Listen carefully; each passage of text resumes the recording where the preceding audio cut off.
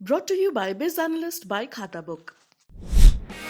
ना कंप्यूटर ना फाइल, अब टैली डेटा ऑन मोबाइल बिज एनालिस्ट के साथ। पीएफ के दायरे में आने वाले देश के करीब 6 करोड़ कर्मचारियों के लिए बुरी खबर है। एम्प्लॉयज प्रोविडेंट फंड ऑर्गेनाइजेशन यानी ईपीएफओ ने वित्त वर्ष 2021-22 के लिए ब्याज दरों में कटौती करने का फैसला किया है। यानी अब आपको 8.5% के बजाय 8.10% के ब्याज दर के हिसाब से ब्याज मिलेगा। ईपीएफओ के सेंट्रल बोर्ड ऑफ ट्रस्टी ने पीएफ खाते पर मिलने वाले ब्याज दर घटा दिया है।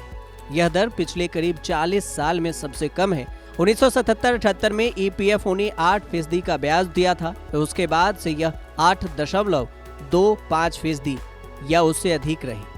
पिछले 2 फाइनेंशियल ईयर यानी 2019-20 और 2020-21 की बात करें तो ब्याज दर 8.50% रही। 1952 में पीएफ पर ब्याज दर केवल 3% थी। हालांकि उसके बाद इसमें बढ़त होती गई। पहली बार 1972 में यह 6% से ऊपर पहुंची। 1984 में यह पहली बार 10% के ऊपर पहुंची। पीएफ धारकों के लिए सबसे अच्छा समय 1989 से 1999 तक था। इस दौरान पीएफ पर 12% ब्याज मिलता था।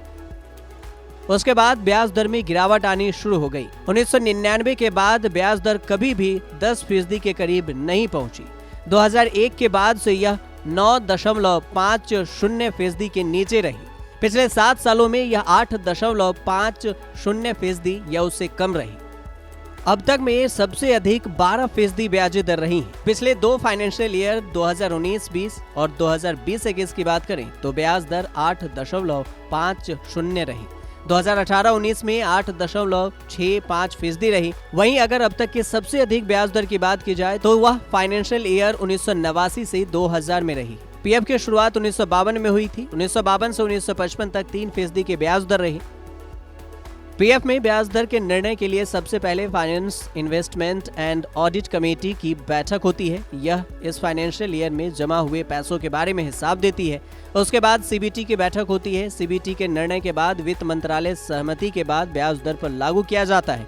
ब्याज दर का निर्णय फाइनेंशियल ईयर के लास्ट में होता है। सेंट्रल बोर्ड ऑफ ट्रस्टी यानी सीबीटी का फैसला ईपीएफओ के लिए बाध्यकारी होता है। ये एक त्रिपक्षीय इकाई है जिसमें सरकार, कर्मचारी और नियोक्ता संगठनों के प्रतिनिधि शामिल होते हैं।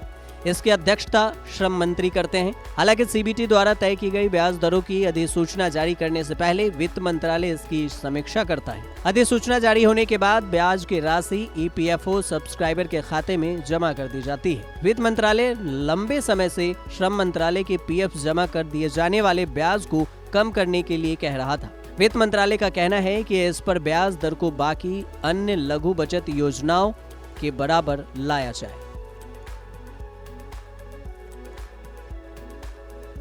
ब्यूरो रिपोर्ट, न्यूज़ तक।